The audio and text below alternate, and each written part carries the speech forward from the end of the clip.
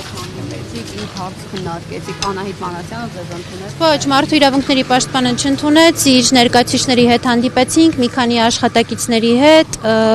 եւ ներկայացրեցինք մեր ակցիայի գաղափարը, նպատակը, իմաստը, այն ինչ որ հրապարակայնորեն այստեղ հայտարարվեց մեր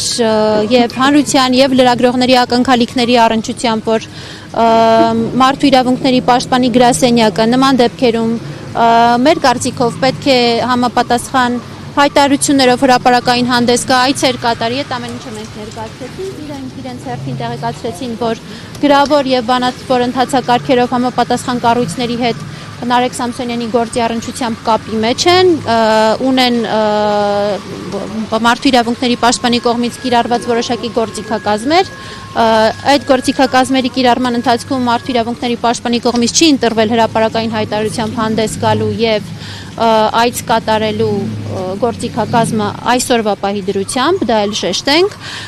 մենք ասացինք, որ հանրային ընկալումներում այդպիսի լռությունը դիտարկվում է որպես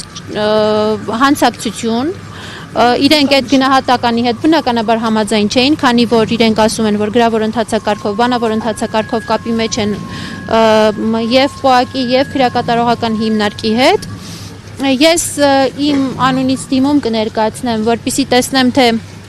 ինչ տեղեկատվության են իրենք տիրապետում եւ ինչ տեղեկատվություն են փոխանցում նաեւ մեր միջազգային գործընկերների Նարեկ Սամսոնյանի դեպքի առնչությամբ եւ ընդհանուր առմամբ ներկայացրեցի հրատապության խնդիրը, հացադուլի հանգամանքների հետ կապված խնդիրը, պատժախցի արկայությունը, որը մեր կարծիքով անհամատեղելի է հացադուլ իրականացնող անձի հետ եւ նրա օրենսդրական իրավունքների խախտումը, քանի որ ՔԿՀ-ների ներքին կանոնակարգի համապատասխան հոդվածի համաձայն պատժախցի պայմանները հացադուլ հայտարած անձի համար նոր խցի պայմանները, որտեղ նրան ապահովում են հացադուլ իրականացնելու համար, չի կարող ավելի վատը լինել, քան մինչ հացադուլ հայտարարելը եղած խցի պայմանները։ Այս հանգամանքն ենք շեշտադրել ենք հացադուլի 11 օրերի ընթացքում այց չկատարելու հանգամանքը, առողջական խնդիրների հանգամանքը եւ իրանց դիտարկումն է նա, որ դա իրանք ունեն գործիքակազմի տարբեր տեսակներ եւ իրենք են ընտրում, թե որ գործիքակազմով արձագանքեն կոնկրետ դեպքին։ Եթե հարցեր ունեք, խնդրեմ։ Հիմա ձեր ակնկալիքը ո՞րն է մի գրասենյակից եւ կար բացատրություն, թե ինչու անձամբ Անահիտ Մանասյանը ձեզ չընդունեց եւ չլսեց։ Անահիտ Մանասյանը ինչ որ խորհրդակցության էր, դրա համար ինքը անձամբ չընդունեց, բայց մի քանի բաժնի համապատասխան աշխատակիցներ, որոնց որ կարող էր վերաբերելի լինել խնդիրը իրենք ընդունեցին։ Կոնկրետ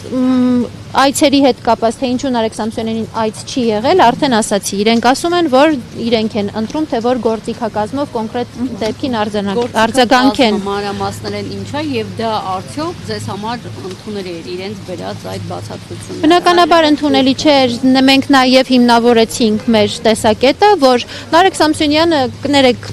Նարեկ Սամսոնյան թող ինձ ների այս արտահայտության համար շարքային հանցագործ չէ, բռնություն գործադրած մարդ չէ, թմրամիջոցների առուվաճառքով անցնող մարդ չէ, հրապարակային մեդիագործիչ լրագրող է, ում քրեական գործը առնչվում է անմիջապես խոսքի ազատության սահմանափակմանը, ում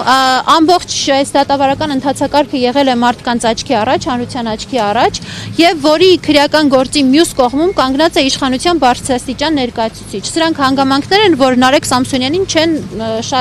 այսպես հավասարության մեջ դնում մնացած բոլոր Հայաստանի Հանրապետության կալանավորների եւ դատապարտյալների հետ։ Նարեկ Սամսոնյանը անձ է, ով հրապարակային մեդիագործիչ է, ով ինքն իրեն հայտարարում է քաղբանտարկյալ, ում վերաբերյալ միջազգային կառույցները նախկինում նմանատիպ գործի առնչությամբ հանդես են եկել հայտարարություններով արձանագրելով նրա իրավունքների խախտում, բնութագրելով նրան որպես քաղբանտարկյալ։ 5 իրավապաշտպանների նախաձեռնության հայտարարություն է եղել, որտեղ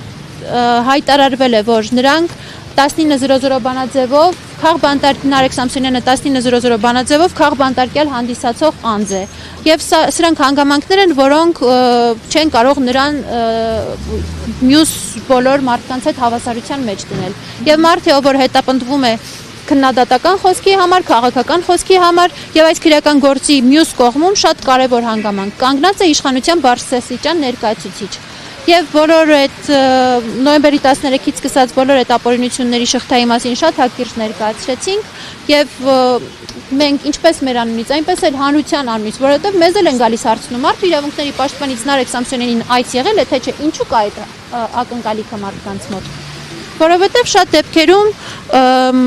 հերթական այցեր այսպես թե այնպես ունենում է, բայց շատ դեպքերում նմանատիպ աղաղակող խայտառակ ապօրինությունների դեպքում արտահերթ այցեր լինում են եւ արտահերթ այցերի գործիքակազմը չընտրելու բացակայությունն էլ համապատասխան ընկալումներ է առաջացնում մարդկանց մոտ։ Լրագրողներն են համապատասխան հարցադրումներով իրանց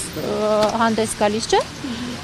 Այսինքն այդ ակնկալիքը կա, որ մարդու իրավունքների պաշտպան իր սահմանադրական մանդատի շրջանակներում պետք է գործի համապատասխան եւ նմանատիպ գործերի առնչությամբ պետք է արձագանքի։ Դա միայն մեր ակնկալիքը չէ, դա հանրային ակնկալիք է։ Մարդու իրավունքների պաշտպանի ինստիտուտը հենց դրան է միտված։ Այս բոլոր հարցերի մասին խոսել ենք, ես տեղեկացրեցի իրենց, որ դիմում կներկայացնեմ հասկանալու համար, թե իրենք ինչ տեղեկատվության են տիրապետում եւ ինչ տեղեկատվություն են փոխանցում մեր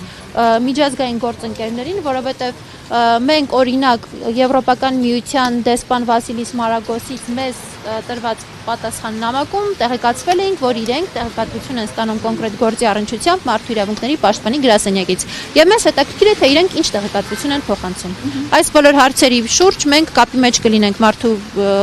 իրավունքների պաշտպանի գրասենյակի հետ։ Շնորհակալություն։ Ձեզ նույնպես շնորհակալություն լուսաբանելու համար։